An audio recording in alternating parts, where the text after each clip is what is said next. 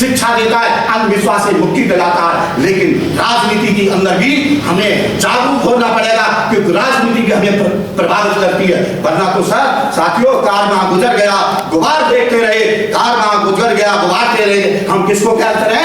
साहब बाबा साहब चले गए और काशीराम जी आ गए, तो अब 15 मार्च काशीराम जी की जयंती मना ली, हम अपने आप को थैंक करें, लेकिन थैंक तभी कराएंगे जब उनकी विचारधारा को आगे बढ़ाने का काम करेंगे। तो संक्षिप्त में यही कहना चाहता हूं कि उनके जीवन संघर्ष से हमें सीखना चाहिए, उन्होंने क्या किया और क्या हमको करने के लिए कहा, बस इतना ही काफी है, इससे ज्यादा मैं कुछ नहीं कहूंगा।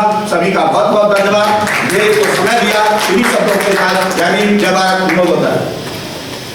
इस न्यूज चैनल पर जो भी वक्ता ने कहा वो उसकी अपनी राय है, जिसकी पुष्टि नेशन न्यूज इंडिया नहीं करता। धन्यवाद।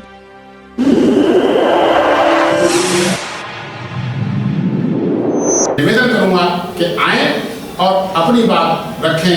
श्री दर्शन लाल जी तालियों से स्वागत करें।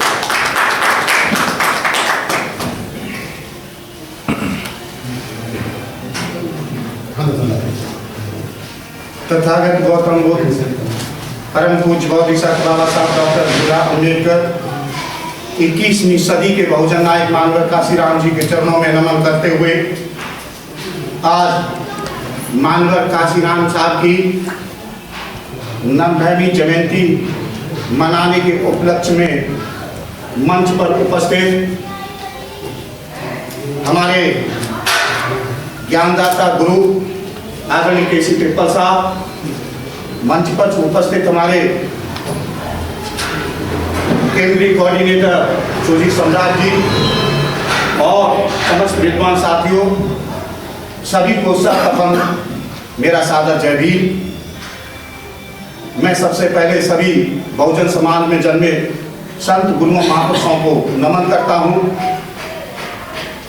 आज हम साहब काशीराम की जयंती मना रहे हैं,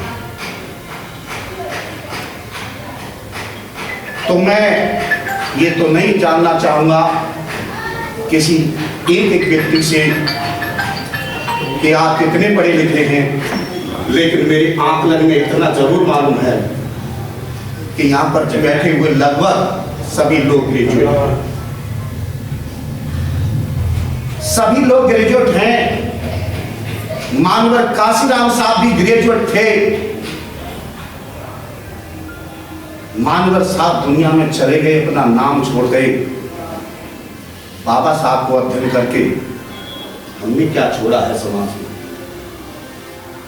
यह मूल्यांकन करने का समय है। हमने क्या छोड़ा है समाज में, हमने अपने महापुरुषों से सीख करके आगे हमने कितना बढ़ाया। आज पूरे भारतवर्ष के अंदर लगभग जो मैंने सुना है 32 लाख संगठन काम करते हैं, 32 लाख संगठन काम करते हैं। वो बात बाबा साहब की करते हैं, ज्योति बाबू की चाहे जिसकी करते हैं, केवल सुनाने के लिए करते हैं, अपने आप में आत्मसात करने के लिए नहीं करते, अपने में धारण करने के लिए नहीं करते। क्योंकि जैसे टीचर हूं मैं, मुझे पुस्तक दे दी, मेरा काम पढ़ाना है, पढ़ा दिया, उसको समझा दिया, बस मेरी तनख्वाह पूरी। उसके बाद में बच्चा जो जाने जो काम करे। मैं उदाहरण देना चाहता हूं, मैंने अखबार में पढ़ा था एक कमरुद्दीन नाम के लेखक का, मुसलमानों ने, तो उसने लिखा था उस पेपर में कि मुस्लिम समाज के बुद्धिजीवियों लोगों को जो समाज में बुराइयां हैं, जो त्रुटियां हैं, जो कमियां हैं, उसका मूल्यांकन करने के लिए, उसको दूर करने के लिए जो चिंतन और मनन किया जाता है, वो एसी में बैठकर, पंखे की हवा में बैठ करके टेबल टॉक किया जाता है, चाय की चुस्कियों के साथ में किया जाता है, कॉफी के साथ में किया जाता है, कोल्ड ड्रिंक के साथ में किया जाता है सर। लेकिन वो जो निचोड़ है उसको आम आदमी तक ले जाने का काम कौन करेगा? Continue sir, continue sir, continue. उसको आम आदमी तक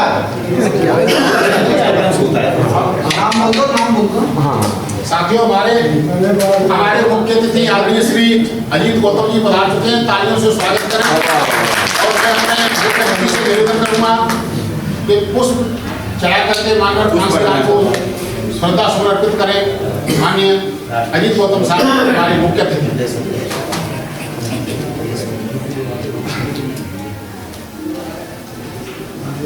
आप अपना स्पीच शुरू रखें। तो उन्होंने कहा कि इस बुद्धिजीवी वर्ग को अपने समाज को सुधारने की जो जरूरत है, जो बातें बताने की जरूरत है, वो यहाँ पर चाय की चुस्कियों के साथ में नहीं, उसे झुग्गी और झोंपड़ी में भी जाना पड़ेगा, गांव में भी जाना पड़ेगा। बात हम आरएसएस की करते हैं तो उसकी ये भी देखना होगा कि शाखा दिल्ली में भी चलती है तो शाखा गांव में भी चलती है। उसका कार्यकर्ता शहर में भी जाता है तो उसका कार्यकर्ता गांव में भी जाता है। लेकिन हम कोट और पैंट टाई बन करके हम तो केवल और केवल लक्ष्य यहाँ पर। और एक और बात बताना चाहता हूँ, मैं किसी के लिए नहीं कह रहा हूँ, और विदेश का नाम सुना होगा आपने, पत्रकार है। उस पत्रकार ने भी ये टिप्पणी की, उनकी पत्रिकाएं चलती हैं, उनका हर व्यक्ति समाज में जाकर के काम करता है, पत्रिका चलती है, उनका हर व्यक्ति समाज में जाकर के काम करता है। और हमारा बुद्धिजीवी वर्ग कम्युनिटी हॉल के अंदर या बड़े बड़े उसमें होकर के लेक्चर देता, भाषण देता, किन लोगों को बुला करके, कोई ग्रेजुएट और पोस्ट ग्रेजुएट को, और वो अपना काम में सुन करके चला। बाबा साहब डॉक्टर अम्बेडकर ने, केवल बाबा साहब डॉक्टर अम्बेडकर ने किससे सीखा था? सीखा था ज्योतिबा फुले से सीखा था। उनको अपना गुरु माना, गुरु मान करके काम किया। किसका काम किया? बुद्ध का काम किया, कबीर का काम किया, उनकी जयंती मनाई नहीं, अपने समाज को अधिकारों के लिए लगे। सबसे पहले किसके लिए? साइमन कमीशन जो आया था वो पॉलिटिकल अधिकार था, धार्मिक अधिकार था। पॉलिटिकल अधिकार था, धार्मिक अधिकार नहीं था। तो बाबा साहब को तो पता ही नहीं था या नहीं था। बाबा साहब डॉक्टर अम्बेडकर ने 1919 से लेकर के 1956 तक, 1956 में बौद्ध धर्म ग्रहण किया था, बौद्ध धर्म लाए। हमारा कैडर बताता है, हमारे पेपर साहब बताते, सरकारी नौकरी में आप 10% 90%, 10% 90% का मुकाबला करेंगे? नहीं करेंगे। जमीन उनके पास में 94 बीघे, तुम्हारे पास 6 बीघे, उसमें मुकाबला होगा। उद्योग धंधे में मुकाबला होगा। धर्म उनके पास 100% है, तुम्हारे पास 1% है, मुकाबला होगा। इस राजनीति के माध्यम से मुकाबला होगा। इस राजनीति के माध्यम से सारी चीज हल होती है। हमने ये नहीं कहा, इसको खारिज नहीं करते, लेकिन लोग जो है जहां पर जिस धरातल पर है वो एक चीज को लेकर के सारी चीजों को खारिज कर देते और क्या कहते, राजनीति की बात मत करो। साहब काशीराम जी, हम भी दिल्ली में अभी जिंदा हैं, हमने भी बहुत समय से काम किया है। जब साहब काशीराम जी थे तब काशीराम जी को लोगों ने खारिज कर दिया, इस दिल्ली के अंदर खारिज कर दिया। 1973 में शायद जो मैंने पढ़ा है, 1973 में साहब काशीराम जी से दिल्ली में आए और दिल्ली को सेंटर बनाया। क्यों बनाया था? 3 चीज यहाँ पर मौजूद है, टाइम, टैलेंट एंड ट्रेजरी यहाँ पर मौजूद है। टाइम भी है लोगों के पास में, ट्रेजरी भी लोगों के पास में, और क्या है, यानी टैलेंट भी है लोगों के पास में। लेकिन दिल्ली से पूरा देश चलना चाहिए, लेकिन दिल्ली ने पूरा देश चलाया, दिल्ली दूसरे लोगों को ताकती रही। उत्तर प्रदेश के लोगों में 2003 में मैं गया था, ग्राम कांसी गए थे, उसमें वहां जब रैली हो रही थी गांधी की, तो एक महिला, 2 महिला थी जो 50 रुपए की साड़ी, प्लास्टिक जैसी, और प्लास्टिक जैसा ही हम कॉटन की शर्ट पहने हुए थे, वो बेचारी, और चप्पल उनकी ऐसी दिखाई दे रही थी कि उनकी चप्पल अभी गिर जाएगी। वो पानी भर भर के पिला रही थी और गीला झंडा कहते, बहन कुमारी मायावती जिंदाबाद जिंदाबाद। और हम कॉटन की शर्ट में पहने हुए, हमें गर्मी लग रही थी। मिशन उनसे चलता है, मिशन हमारे से चलता जरूर है। हम ये नहीं कर रहे कि नहीं कर रहे लोग, लेकिन जब तक संख्या में ज्यादा लोग काम करेंगे, बात तभी बनेगी आरएसएस की करना है। तो हमें बाहर भी जाना होगा, हमें पत्रिकाओं के माध्यम से तमाम दुनिया के संगठन को एक हित में काम करना होगा। नहीं तो मामला क्या होगा कहते रहिए, करते रहिए। समय काशीराम जी ने कहा था, सब लोग को पता है। चमचा युग में क्या कहा? लोधी रोड पर जब तमाम दुनिया के नेता थे, उसमें उन्होंने कहा था, साहब काशीराम ने, कि गोलमेज कॉन्फ्रेंस के अंदर जो सेपरेट इलेक्टोरेट का जो वोट का अधिकार मिला था, उस सेपरेट इलेक्टोरेट के वोट के माध्यम से जो संतरा मिला था, जो फल मिला था, उसका आमरणकंज के गांधी ने क्या करा? उसका जूस अपने पास रख लिया और छिलका दे मारा। उस छिलके को हम चाटने लगे पूरे तरह से। ये मैंने कह रहा, काशीराम ने देखा, लेकिन हमारे लोग उस छिलके के मस्त हैं।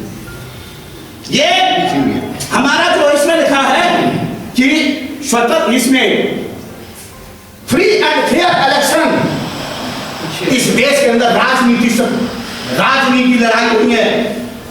राजनीति की लड़ाई होती तो इश्यू बेस्ड राजनीति होती, राजनीति की लड़ाई होती तो इश्यू बेस्ड लड़ाई होती। या राजनीति की लड़ाई नहीं है, राजनीति के विचारधारा की लड़ाई। एक तरफ वो अम्बेडकरवादी विचारधारा है जो इस देश के अंदर समता स्वतंत्रता बंधुत्व चाहती है, जो इस देश के अंदर बहुत सारी आबादी है जो स्वाभिमान सम्मान के साथ में जीना चाहती है, वो अपने आप को भी इंसान मान करके जीना चाहती है। और एक वो आबादी है जो इस देश के अंदर पुनः वही व्यवस्था लागू रखना चाहती है, सारे अधिकार हमारे पास में, तुम लोगों को तो मत गुलामी का अधिकार है, तुम्हें सेवा करने का अधिकार है। मैं नहीं कह रहा हूं, एक वीडियो वायरल हुआ हरियाणा की जाटनी का, उसको दिल्ली का सुना होगा बहुत सारे। कहने का मेरा मतलब है, फ्री और फेयर इलेक्शन नहीं होगा। कब तक नहीं होगा? जब तक democracy demand the democracy in the society, democracy demand the democracy in the society. जब तक समाज के अंदर समानता नहीं है।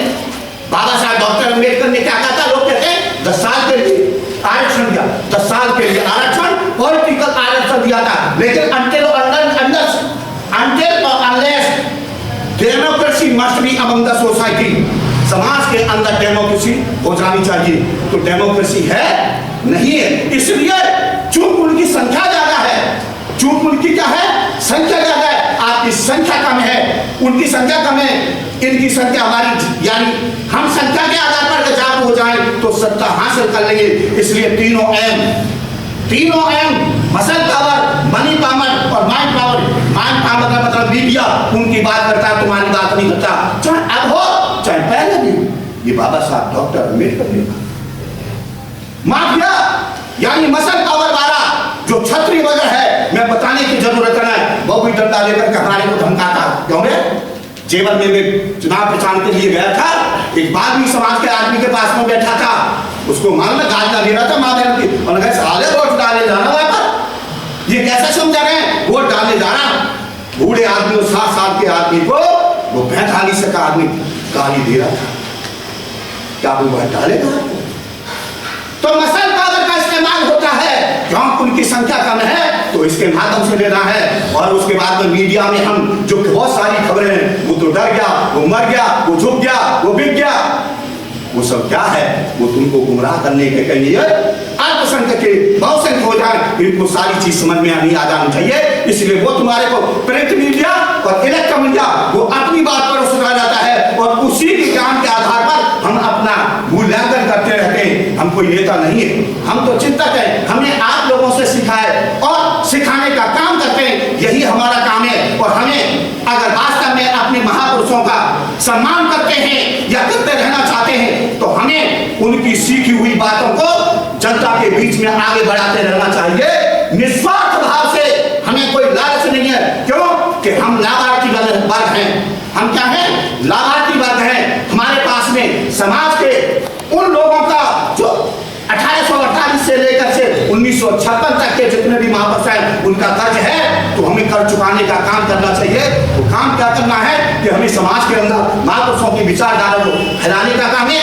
धर्म का भी हमें काम करना है। मैं ये नहीं कह रहा हूँ धर्म को खत्म करना है, धर्म हमें शिक्षा देता है, अंधविश्वास से मुक्ति दिलाता है, लेकिन राजनीति के अंदर भी हमें जागरूक होना पड़ेगा, क्योंकि राजनीति हमें प्रभावित करती है। वरना तो सर साथियों, कार वहां गुजर गया, गुबार देखते रहे, कार वहां गुजर गया, गुबार दे रहे, हम किसको क्या करें? साहब का बाबा साहब चले गए और काशीराम जी आ गए। गए तो अब 15 मार्च काशीराम जी की जयंती मना ली, हम अपने आप को थैंक कर ले, लेकिन थैंक जब कराएंगे जब उनकी विचारधारा को आगे बढ़ाने का काम करेंगे। तो संक्षिप्त में यही कहना चाहता हूं कि उनके जीवन संघर्ष से हमें सीखना चाहिए, उन्होंने क्या किया और क्या हमको करने के लिए कहा, बस इतना ही काफी है, इससे ज्यादा मैं कुछ नहीं कहूंगा। सभी का बहुत बहुत धन्यवाद, मेरे को समय दिया। इन्हीं शब्दों के साथ जय हिंद, जय भारत, विनोद होता है।